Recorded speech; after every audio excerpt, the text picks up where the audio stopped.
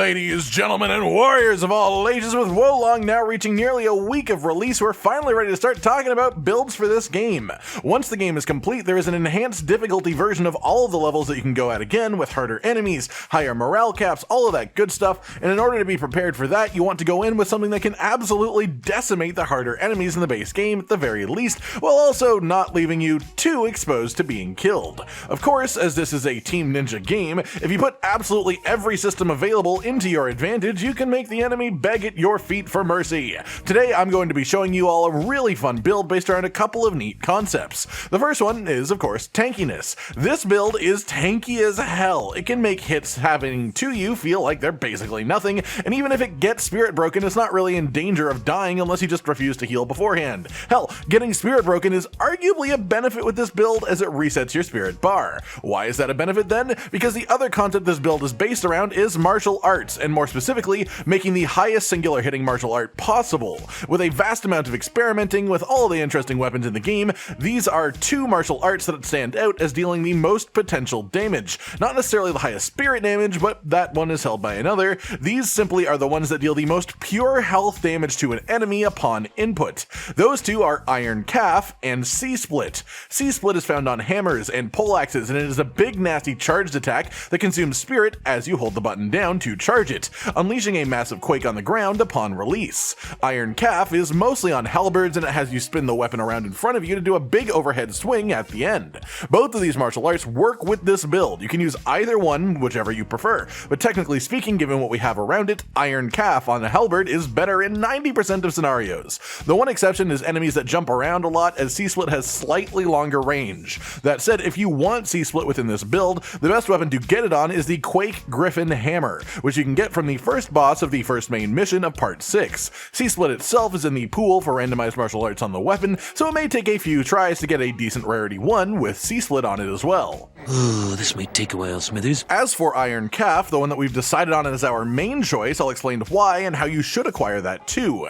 As far as damage, Iron Calf does about 0.9% less damage than C-Split at full charge. That is nearly negligible though, especially when you consider a few other factors. C-Split takes notably longer to actually perform at full charge than Iron Calf does, and also there is a matter of vulnerability. The way that we've built this, we cannot be flinched by normal attacks while performing our martial art, but one of the only things that can interrupt you is having your spirit broken by going full negative. Iron Calf takes all of its spirit in one go, and it is a reasonable amount. It's just the time that it takes though, whereas C-Split actively takes more spirit as it charges up, winding up at a bit of a higher cost than Iron Calf is, as well as sometimes being incomplete as a result, letting off a lower charged power shot because you simply run out of spirit to continue charging with. Now that we have that covered, Iron Calf is our main contributor. The weapon that we want it on is the Bronze Halberd, as this is the best earth scaling weapon that can have this martial art on it, and we are going earth as our main stat. As far as getting this Bronze Halberd, you want to farm for it on the subquest The Yellow Heaven Burns in Part 2. This is just a number of little yellow turban enemies that you go through a little bit, go through the level, kill all the enemies, and you should get a couple of Bronze Halberds every single time. Your goal is a 4-star Bronze Halberd that also has Iron Calf on it. Again, Iron Calf is one of the randomized potential martial arts that this weapon can have rather than one that is guaranteed. So this process can take quite a bit, but it's worth it at the end, as you can see in this footage. Of course, ideally you'd get a 5-star Bronze Halberd with Iron Calf from the post-game difficulty boosted content, but the RNG required to actually make that happen is a little bit nuts, so we'll acknowledge that that would obviously be better, but I don't expect you to have that anytime soon. For the perks on your main weapon, whether it be Bronze Halberd or Quake Griffin Hammer, it is the same. You want damage reduction on martial arts, which applies a buff to you, reducing all incoming damage for a short time after hitting with your martial arts. You want martial arts damage, which goes up to 2.9% on a 4-star weapon, and martial arts spirit consumption, which goes to a 2% reduction on a 4-star weapon. Then for the entire rest of our equipment, we're using the Flying General set. This includes your offhand weapon, a ranged weapon, and then all of your armor slots too. A fair bit of this set drops from the boss of the Lu Bu mission in Chapter 5, but it will also start dropping from random enemies in Chapter 6 main missions. If you have all of these equipped, you'll get the full set bonuses from that collection, which includes HP plus 12, enemy detection, martial arts spirit consumption minus 3%, Halberds spirit damage plus 9.8%, and martial arts damage plus 12%. Those specific numbers happen when you've upgraded every part of the equipment to its max level, so even though we're not really using the offhand or the ranged weapon, you do have to upgrade those as well for the set bonus to actually get higher. The Halberds spirit damage in this set bonus is another reason that we chose to focus on Iron Calf over C-Split, as it makes Iron Calf do significantly more spirit damage as well. The bonus HP from the set bonus is just nice, the enemy detection is a bonus, but the martial arts spirit consumption and martial arts damage are simply the best that you can get for this build. Not to mention that this is a heavy armor set with high defense, and we are also using the Earth Virtue as our main stat, so we can wear all of this while still in green equipment weight, giving us tons of tankiness without sacrificing much mobility at all. As far as skills on this equipment then, for your offhand weapon and your bow, they literally do not matter. Those skills are only active when those weapons are literally within your hands, not if they are on your back, so do whatever you'd like with those or do literally nothing with them. Again, it doesn't matter, it doesn't affect the way that this build works.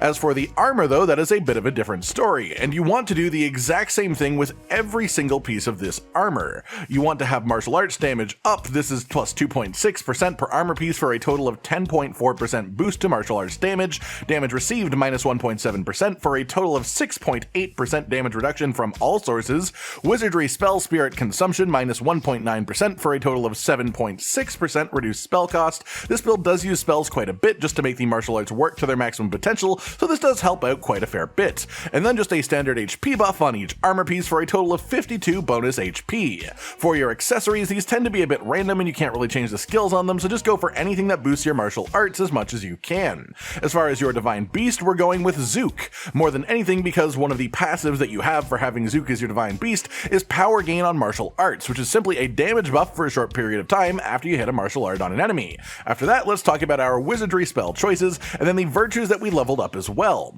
First up then is enhanced defense. This is a linchpin of the build. This wizardry makes you receive less damage and also makes you unflinchable by anything except for critical blows for a period of time after casting. This lets us get our big martial art off when an enemy is attacking us, which is perfect for how this functions, especially as we are tanky enough to take a few hits while doing so. Then we have Overpower Burst, the second linchpin. This wizardry makes it so the next offensive wizardry spell or martial art is pretty much doubled in damage. The wording of this in the description doesn't say offensive, but it's important to know that it means offensive, so you can cast a buff and it won't disappear. The third then is Perfect Restoral. This is just a nice bonus for initiating a fight right at the start. You don't really want to use this in the middle of it, but it gives you the ability to completely ignore the first attack that hits you after casting. Then the fourth slot is a bit of a personal choice, but given the tanky nature of this build, we've gone with Barbed Nightmare as it gives a sizable heal to you every time that it hits an enemy, and while this doesn't necessarily do a lot in boss fights with the way that we're playing, it is great for level clearing. With that, let's go over our virtues and then explain the general playstyle of the build and how it all comes together.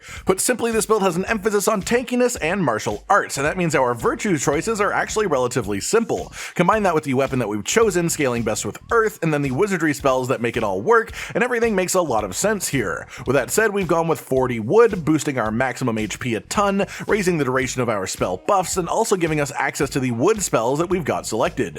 Then it's 30 fire virtue. This both reduces the cost of our martial arts and gives us access to Overpower Burst. And then 60 earth. This is way more earth than you technically need, but given our weapon scales with it, the more the better really. If you want to recreate the build at a lower level, you want to focus fire and earth first to unlock Overpower Burst and also get enough equip weight to actually wear the full build without being over encumbered. Worry about wood virtue last, honestly. Then finally, let's explain the actual playstyle you want to go for here. There is sort of a priority order in place here. With random little enemies, nothing should really stop you at all. You have tons of tankiness, and Barbed Nightmare will heal you up for the damage that you do take, so fodder is basically a non-existent concern for this build. As for bigger enemies and bosses, there is a bit of setup involved. Right before engaging them, use Overpower Burst, then Perfect Restoral, then Enhanced Defense. The order of this doesn't matter a massive amount, but this is the optimal order of them. Overpower Burst lasts the longest, and it isn't broken by your other buffs. Perfect Restoral will disappear the first time that you get hit, so the duration doesn't matter as much as Enhanced Defense does. After this, you want to wait a little bit to let your spirit bar go back up towards positive or neutral. You can technically cast Iron Calf with just a little bit of spirit available to you, but then it only takes one hit from the enemy to actually spirit break you, so be cautious of that. Then run in and just hit the martial art in their face. The only thing that will stop you while Enhanced Defense is up is critical blows hitting you or spirit breaks, but spirit breaks reset your spirit to neutral and you don't take enough damage to easily die during the duration, so it doesn't even cost you that much if it does happen. A good Iron Calf in this build can hit upwards of 1400 damage, sometimes even higher depending on the enemy, and that is simply nuts. After using your martial arts, reapply Overpower Burst and Enhanced Defense, or just take some hits in on the enemy while you've got some space, wait for your spirit to return towards neutral, and repeat this process. Generally speaking, most bosses won't survive more than 4 uses of Iron Calf in this build, even if you don't hit them with regular weapon attacks, but especially when you're getting spirit breaks from using them as well. The damage this piles on is just absolutely insane. The free fatal strikes that you get make it even sillier, of course, and in this footage I'm not even touching the Divine Beast buff or the actual attack, just to prove the point, which of course, if you do, makes it even better than it already is here.